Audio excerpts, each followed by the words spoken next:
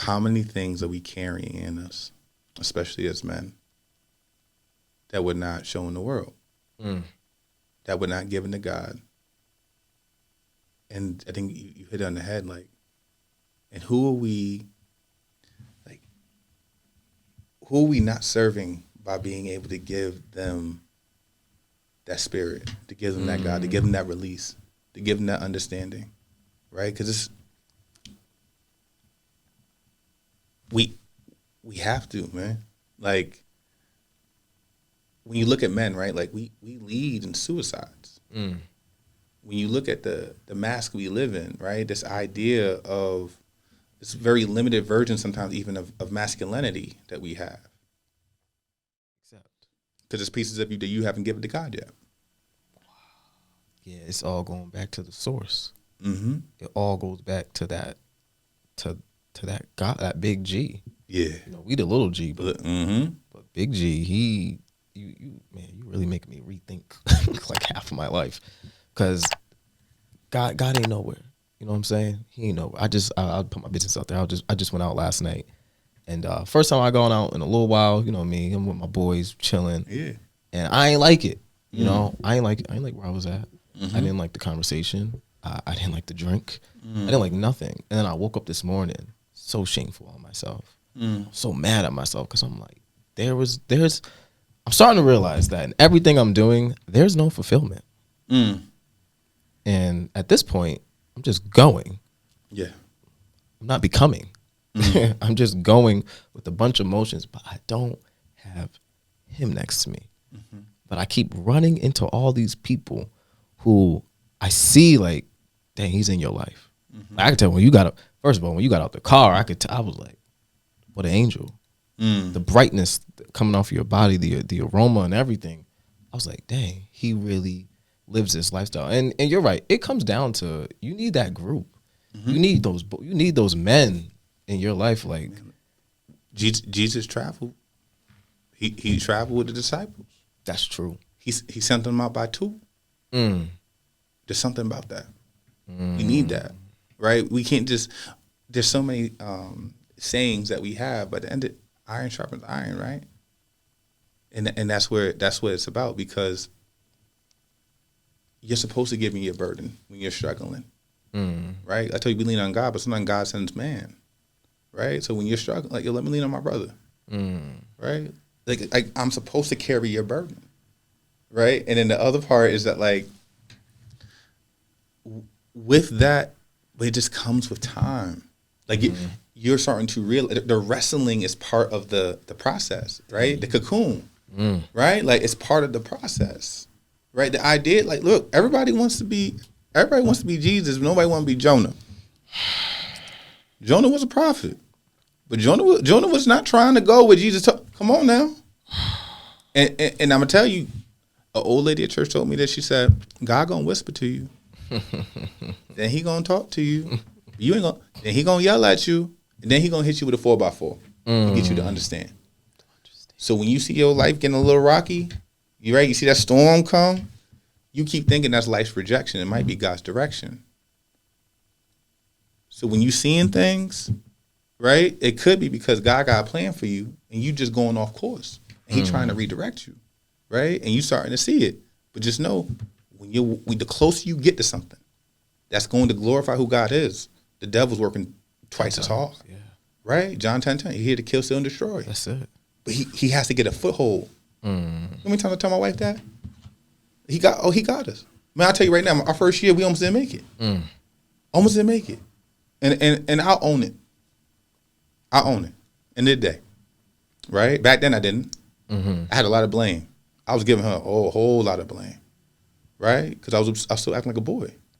Right? I was a 6'6" boy. And the reason why was because there's only blame or responsibility. And responsibility comes accountability. Right? Is this your family? Right? Are you going to be the patriarch? Right? Are you the captain? I don't care how the ship's going. Are you the captain of the ship? Right? It's your responsibility. But I was blaming. I'm working. She's at home. I get home. Right? You got, whether it's postpartum, whether it's the fact that I'm not there, it's a struggle. And then now we're struggling. I'm mad because this isn't going the way I planned it. And I can't adapt. I'm not praying how I used to. I'm missing out on church. Stressed out, and I'm all about me. I'm thinking me. And I got to a point where I'm just like, bro, I'm not even talking to her at this point. Well, we doing stuff because we got to do stuff for the baby, but I'm not talking. And then I remember I came home one day, didn't say one word to her. Came, changed up, took a shower, got in the living room, sitting there. I'm watching TV.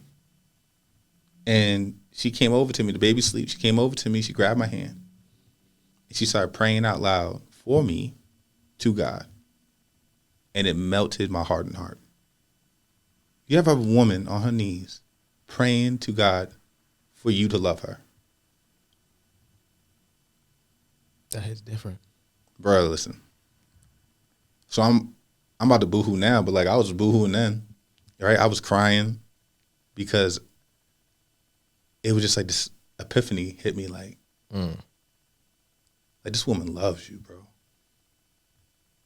And this is what we doing? This is how we feeling, we act? Like, right? It's all in me. It's all in my head. It's all in your goddamn head. And man, listen. But that's when it was like, and this was a little bit for the new year. Started off the new year, and I was like, and I joined the men's group at the church. And I was like, and then I had to tell the story. And part of it was the testimony, was me owning it, right? Because it only festers in the dark. Had to own it. Had to. That's what you, yeah. I had to own it. It was part of my story, but I was determined to make it also a part of the glory, because now I'm gonna let God in a place where the devil was working, and all he did was multiply that. All he did was add to the fruitfulness of that relationship. I like it because there's so many of us who are young fathers right now, and it's something that I've always remembered in this area, and I'm like, dang, if behind these four walls, when I close that door and I go with them kids, I go with my baby mama, and we do what we got to do, take care of business. I'm like, if my four walls is like this, I can imagine somebody, number one, who don't got Christ. That's number one. Because everybody be asking me how I do this, and I literally say, oh, it's nobody but God. I would have took myself out. I would have been disappeared. I would have ran. Honestly, I wanted to run the minute I found out I had a kid. I was on my way to the Army. My boy was in. I seen the money. I was like, oh, yeah. And we're fresh out of high school. So I'm like, oh, yeah. Let me jump on this. Yeah. I took the test, passed it, everything. And literally 2 days before everything was really getting final, we found out we was having a baby.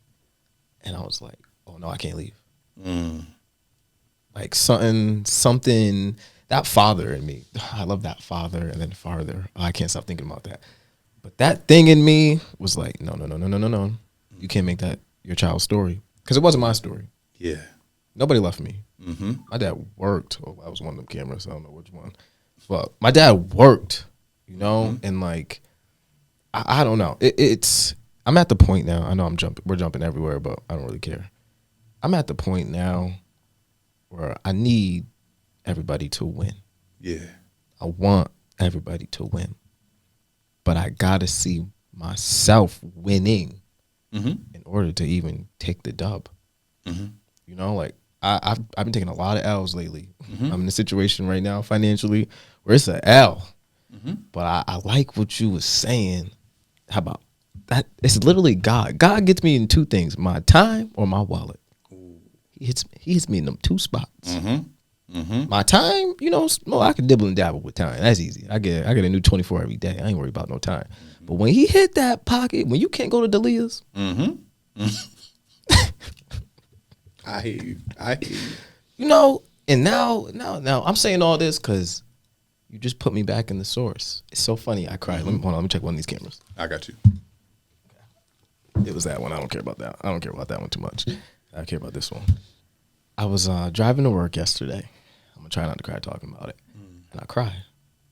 I remember there's a song that says, Jacob encountered the angel of the Lord. Talk to me. And wrestled with him until he blessed his soul. Just like Jacob, I'll keep holding on until you bless my soul. Talk to me. And I wept. But it was gratitude. Yeah. It was because, first of all, children will make you have a child's heart again. It's so nice how that worked. And I like it because it also, having children showed me the correlation of Christ in us. Yes. Of how when my daughter sees me walk in the house every day, she lights up and she's jumping. That's what he sees when I wake up. Yeah. He said, "Oh, Malachi's up. He got something. I got something for him today. I got this power for him today. I got this anticipation for him today. I got this peace for him today." Yeah. But I'm getting up and I'm not looking up. Mm. You know? And I think today this is purposeful because there's a lot of young men out there who are waking up and you ain't looking up. Yeah. Let's be honest. That's a bar. Let's be honest, right? We ain't looking up when we get up. Yeah. We automatically are looking down on ourselves, on other people. Yeah. We're constantly complaining. But the gratitude that I have felt in these past 6 months. Talk to me. Has moved me to another. It moved me to the place of no longer accepting where I am and why I'm there. But I'm understanding now. God's trying to put you somewhere else. Yes. Like you worried about the bread. You worried about how the kid gonna get to school. The job, mind you, we men, so we are what our hands do. That's one of our biggest things to us, and that's one of my biggest things for me is like what my hands produce. So now I'm like, I'm worried about that, this, that, and that, but I never looked up. And I say this today for whoever's watching this: look up, bro. Just look up. It's that easy. It sounds so hard. I think as a child, one of the hardest things to do for an infant is to learn to control their head. Yo, that's and when you get 22, 21, you start losing the ability to control your head. I'm literally learning how everything goes back to a child. So I said all that to say this. Thank you. No doubt. Because you showed me why it ain't working. You show me why it ain't working. You show me why there's no peace. You show me why there's no prosperity. You show me why there's a feeling of no purpose. Like you said, being in the room, like I've been in so many rooms, but I'm like, I have no purpose to be here.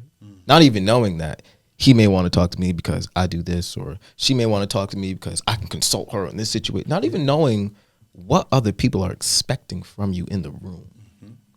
I've just been in a room, just purposeless. And I would add this is that a lot of what you said, it was like intentionality.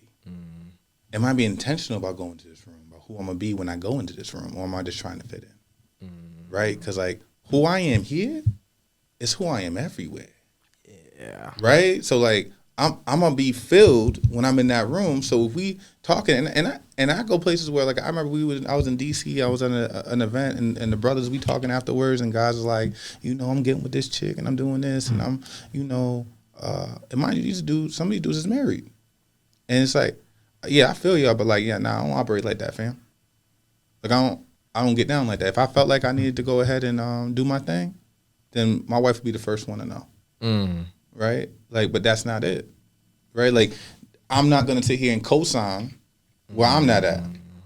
And sometimes, right, what you find is 2 or 3 brothers were like, yo, I'm with Malik. But they wasn't going to speak up. Right? Because I had to interject God into the conversation. Right? So sometimes it's about, right? Because remember, he was with the tax collectors. Remember, he was in these streets. And that's the other part, right? We can't sit on the hill. Right? He's in these streets. So when I'm talking to my young adults, when I'm talking to people, I'm like, I hear you. Let's provide provision for people in the church. Great. But what are we doing for God's people outside these walls? Who walk by. About? Yes. Right? How are we feeding them? So what we do is for the last 7 years, the young adults at my church, and I've led it for every year for 7 years, we do a free tag sale. See, it was a while back, we were like, we're going to do a tag sale. And shout out to my man Chris Barclay, right? Like, he brought some of this, but we talked about it and was like, we want to do a tag sale. Then we were like, let's do a free one. Why? Because everybody does a regular garage tag. But let's do a free one. Well, we have enough in this church of 300 people. Wow. That that you would pay me to remove from your basement. Well. And what we did was, for the last 7 years, we've started with 50 people. Now we get up to 300 plus people. The radio station, the newspaper, everybody, they put it all out there. And then we help some people from like the Salvation Army and stuff like that come and get stuff. And then we transport them back to their house. We get the moving trucks for them. We get people with the trailers. That's what's up. And we do it for the people. And we fill up like a big, like 2,000 square foot room with furniture, equipment. But it's about how do we serve, right? How we serving the people? How we being the salt to the world? Because we can't just, sometimes we so focused on being the city on the hill, right? And then through that, how do I show my family? How do I show my little ones? So when I'm there, it's like, y'all gotta be with me. So many times we go do it, but we don't bring them with us. Yeah. Right? Because it's not how I love on you, it's what I leave in you. That matters. Right? The spirit I leave in you, so you can see it in action, because the rest will come. You can study the book. You can get there. You can get the word. But to your point, am I following this in a very legalistic way? Am I hitting that checklist? Right? Or am I in the spirit? Am I in the relationship? Am I out here like, look, can we make sandwiches and stuff for people who the homeless? Can we go to the shelters and bring them? We know they need socks. We know they need, like, what are we doing out here? Can we provide financial literacy to the people, right? Something. Do you have a skill? I have a skill in that. Why not? So we do Dave Ramsey's Financial Peace University, do it for the community. Sir. We go ahead and we do grief share. We provide free grief share for people in the community. Free, right? We provide, we teach people the book of Luke to teach them English, and our friends speak, right? Now mind you, big shout out to my church, but what all I'm saying though is, in that, there's so much that can be, that is done, that's allowed to be done, where we're interacting with people, we're bringing God to people, right? So I think the story is that really, like, are you bringing God into the room? Are you bringing him into the conversation, or are you keeping him in the car?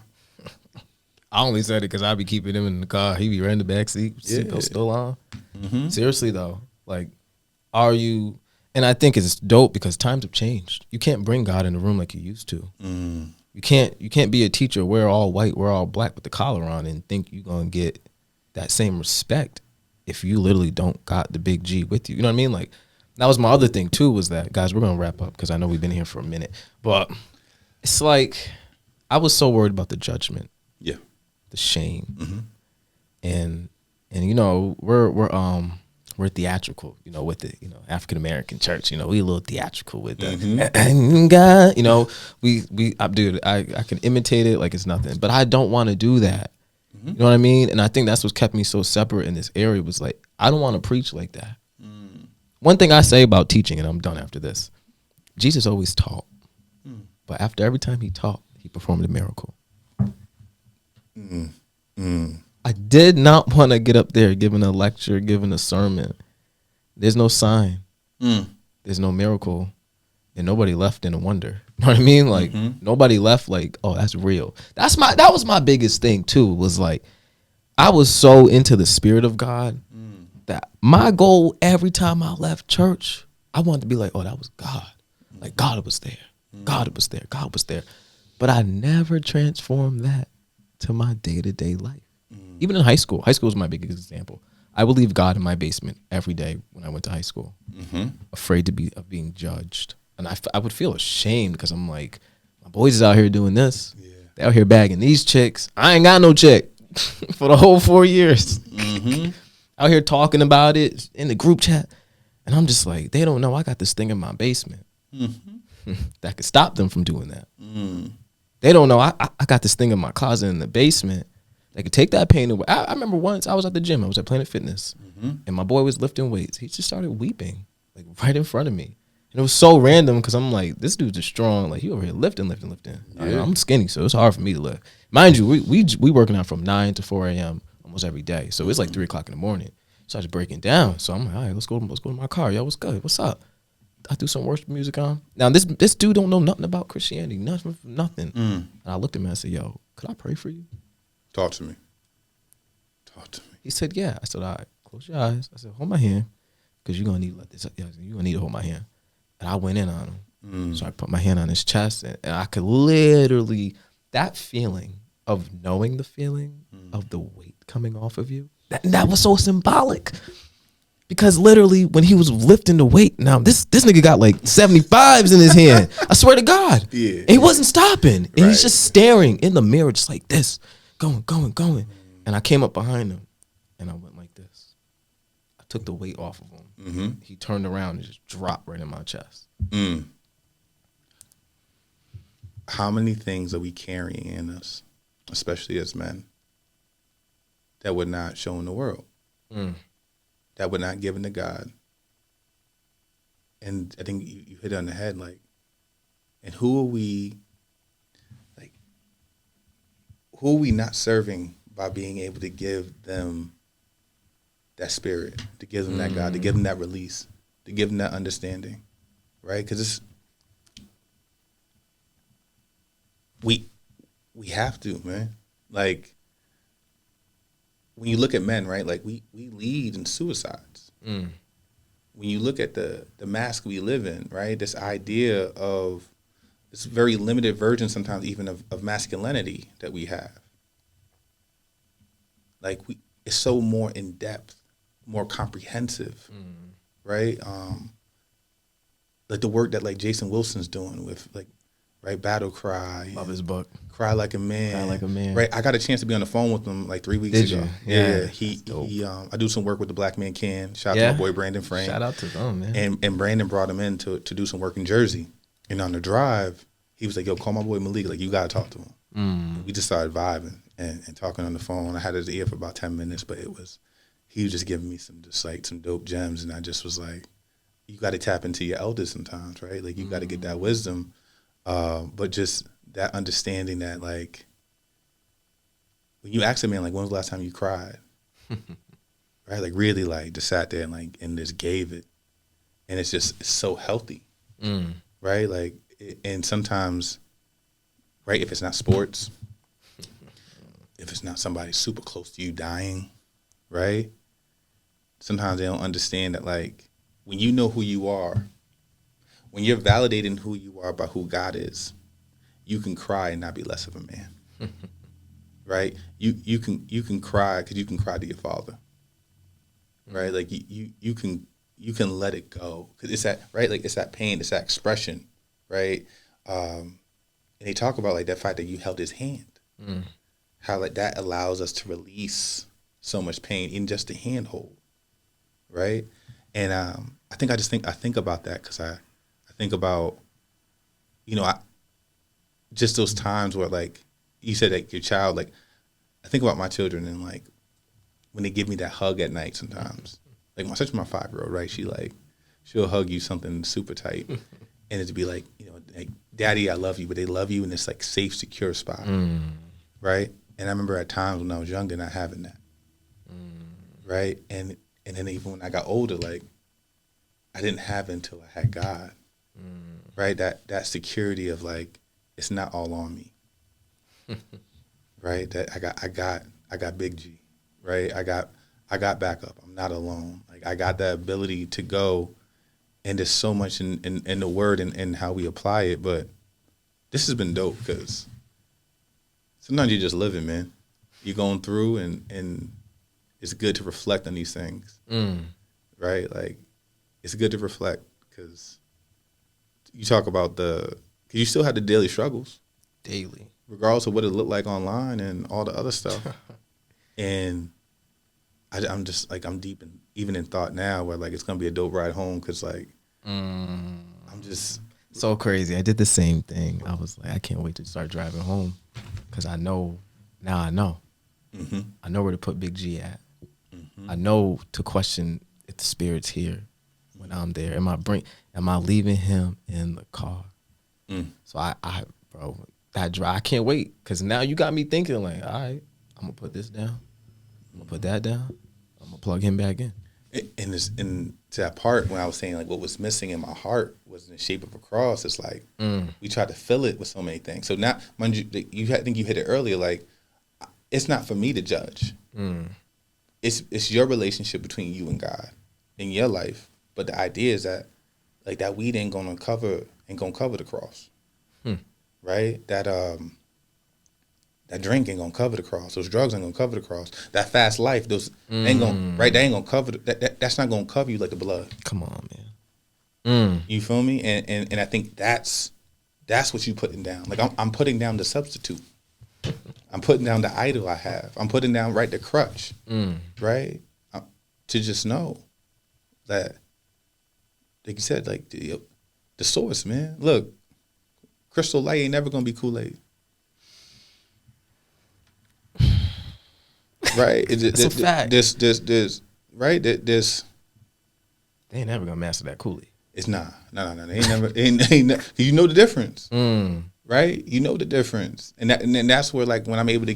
This is the thing is when you're able to give your testimony, because see right now it's like you said before you're living through it, but what happened 10 years from now, right? When I'm sitting here and then I got like I had a young dude 19, man. I don't know if I believe. I know. Okay, he thought he was gonna wow me with stuff. Well, I'm trying to. I hear you. Look, I'm not here to persuade nothing. I'm just here to remind you, right, who God is. There it is. But you gotta live it.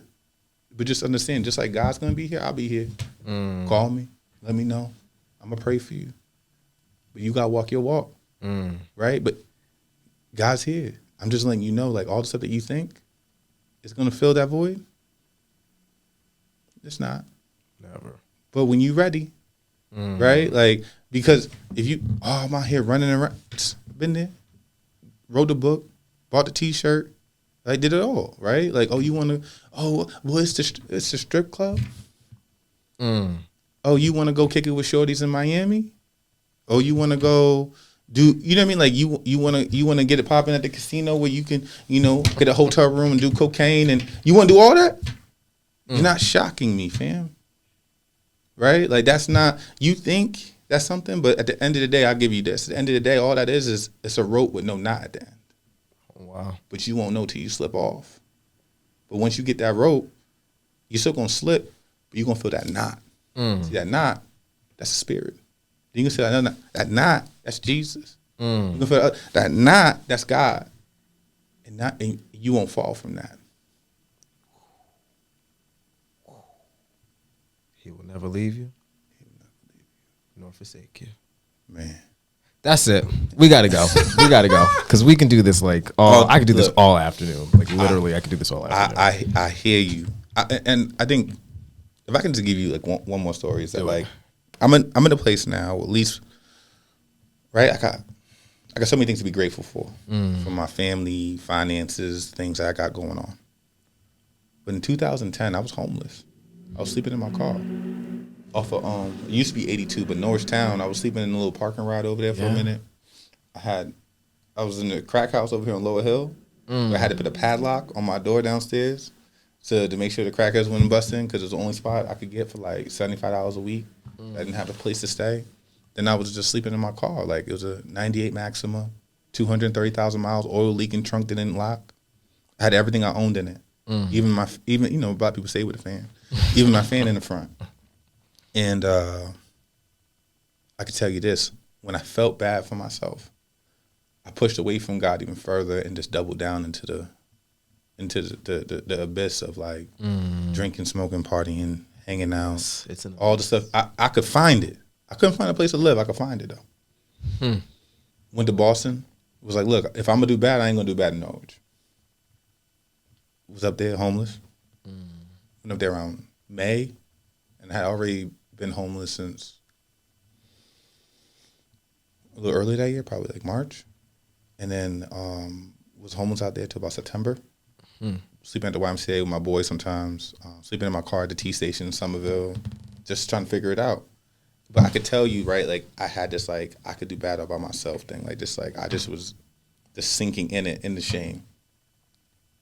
And it was, I remember the hardest time to sleep in a car is when it's hot, raining, and now your breath is all in the window. Yeah, the raining. So it's pouring, and I'm just struggling. I'm like, bro, like, God, you got to do something. You got to give me something here. And I'm not big on voices and all other stuff. Whether I felt it, heard it, whatever it was, it came out to me was like, remember who you are. Remember who I am. No, remember whose you are. You are a child of God. Remember whose you are. Right? And I had to remember like who he was and what he could do, what he has done, what he's done with less, and what he could pull me up. I had to give it.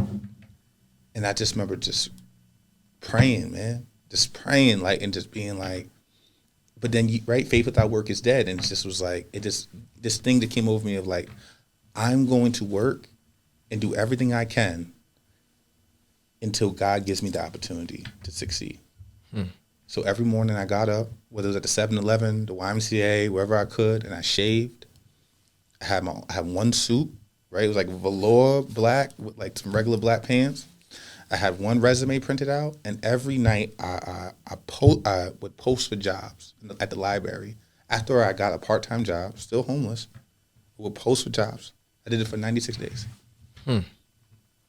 96 days, every night, until the library closed. Every day it was open. I was there, posting, just focus. And then one day, I got a phone call that said, hey, someone canceled an interview. Can you come in? And they need me there in like an hour and a half. And then I left the job. I got dressed on the highway. I think I was listening to some like Eminem, like, yo, if you only had one shot. And I went in there, and I remember I just prayed, man.